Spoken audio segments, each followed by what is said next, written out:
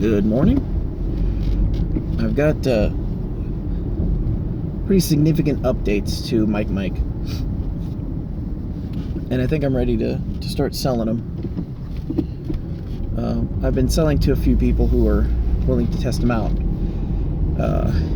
and a more recent sale kind of brought me back to some of the ideas that I had, and that's why I've been spending some time on it, and now I'm feeling pretty confident about it.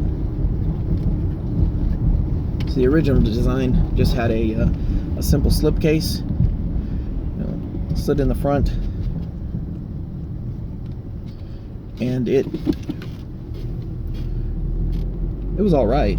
I mean, it was functional, but ESD is kind of a problem for some of these things. I didn't think it was a problem because I never really had the problem, but it is kind of a cumulative thing, and I didn't know.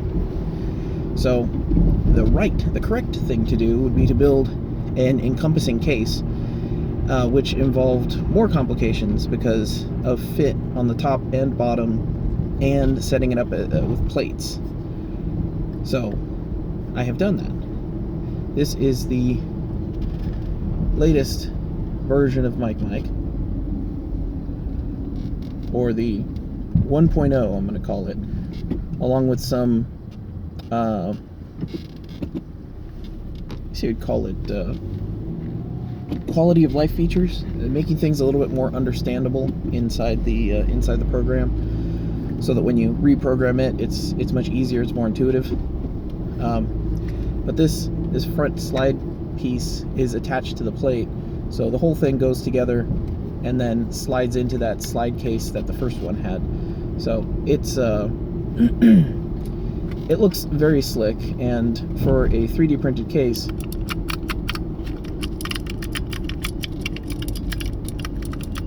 sounds very nice.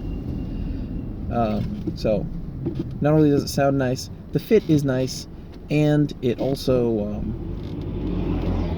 makes me forget what I was thinking. It also snaps together with a lovely little sound, which is just fantastic. And I didn't even program it for that.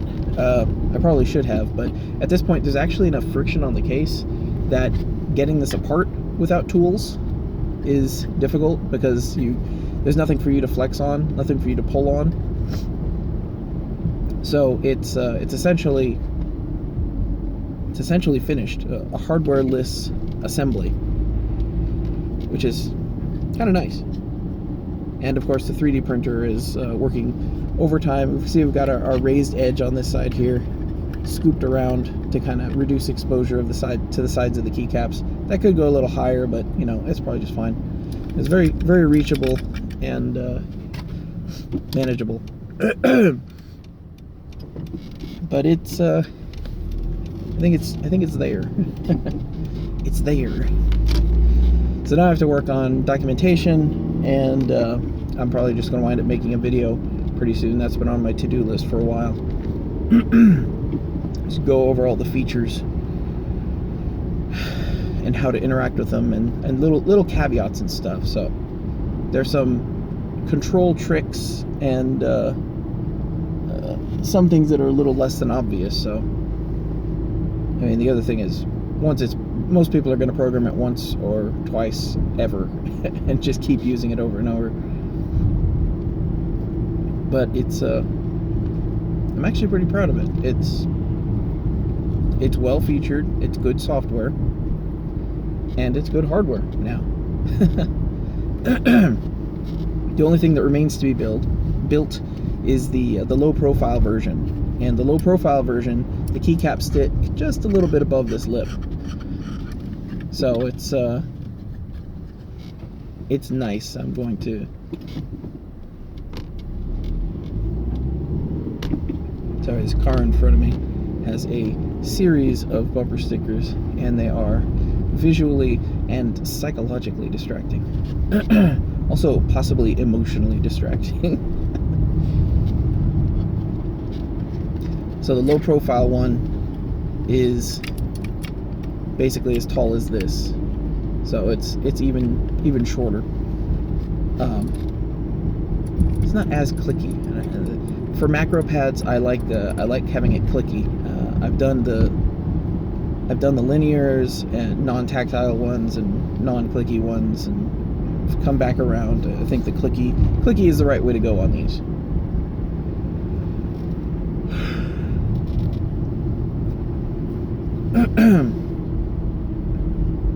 Yeah, I'll try and get a video of MikeMike. I guess I'll call it 1.0. MikeMike 1.0 controls. I should. The case probably needs a. Actually, it probably needs feet, anyways. Yeah. Yeah, I can put a millimeter recess for feet.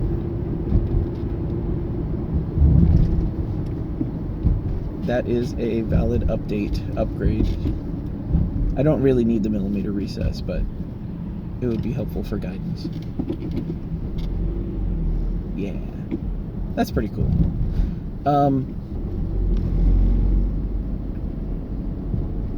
That's pretty much all I got. I don't have anything extra. I still have. So today we have someone coming in doing some kind of training, and I want to take notes because everything this guy says, and even the stuff he like half says, is important to the operation of this machine. So I want to be able to take notes, and that puts me in this situation where, you know, we're going to be in the factory working on a machine, and he's going to be pointing stuff out, and I'm not going to be able to like really quickly pop off and type something in my office. Nor can I write that fast. So I have my laptop I'm bringing in, and I'm going to try to wheel around on a chair and sit and type at my lap desk. But it just brings me back to the Cowboy Bebop movie, the absolute ideal of having the, I don't know, I haven't called it anything. I guess it would be a belt keyboard. Something that hangs down on your thighs. I'm not sure what it would be.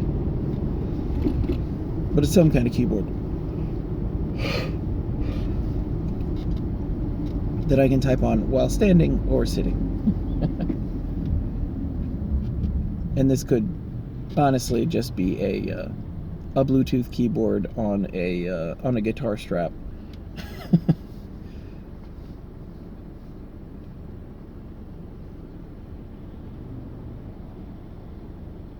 Yeah, it could connect it to my phone. I can do just fine. Once I'm in any kind of Vim session, I have total control over what I'm doing, and can operate it blind. So that's actually something I haven't done in a while.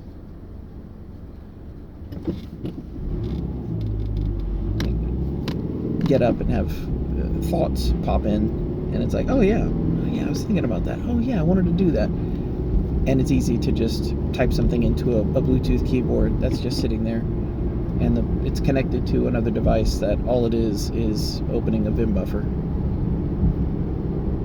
But it's opening a Vim buffer on a TMUX session, so I can intrude on that Vim buffer whenever I want and review it, save it, interact with it, update it, remove stuff, you know.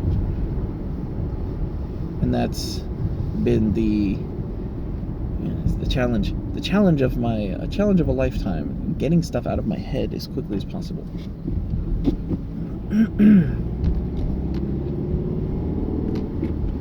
I still don't have a full body standing keyboard yet.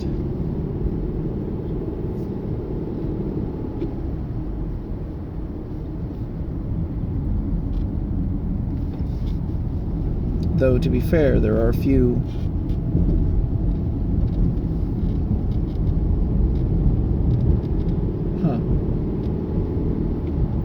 there are a few barriers to it, to blind operation, especially when you're moving around from place to place.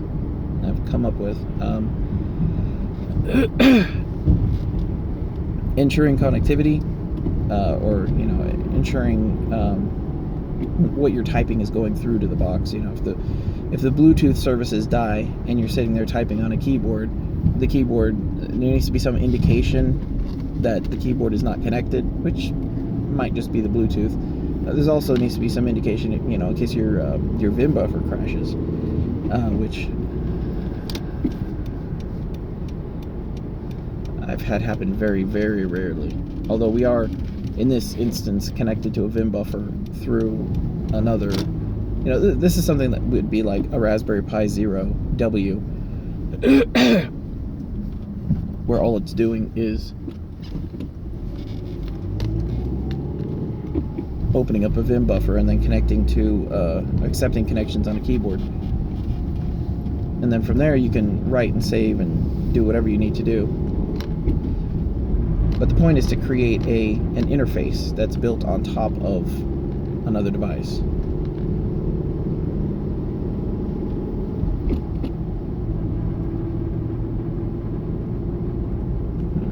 Vexus does have a blob feature. I forget how many bytes of data is in there, or kilobytes of data is in there. But you can just type a length of text into it.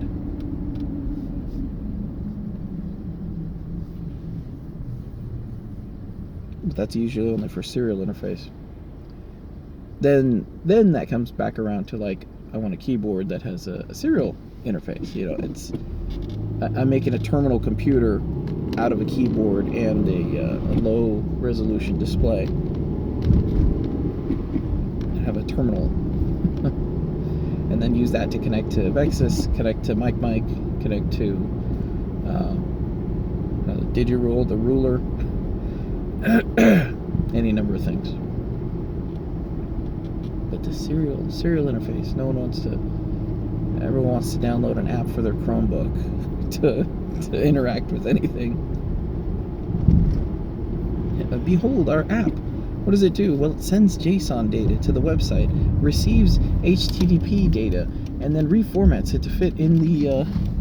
Well, no, it doesn't even reformat it. It just opens the browser, and then displays the output. You mean it's a web browser? No, it's an app. But it displays HTTP. What? It displays HTML. It's a browser. The app builds with HTML and JavaScript. It's a browser. You're a browser, Harry.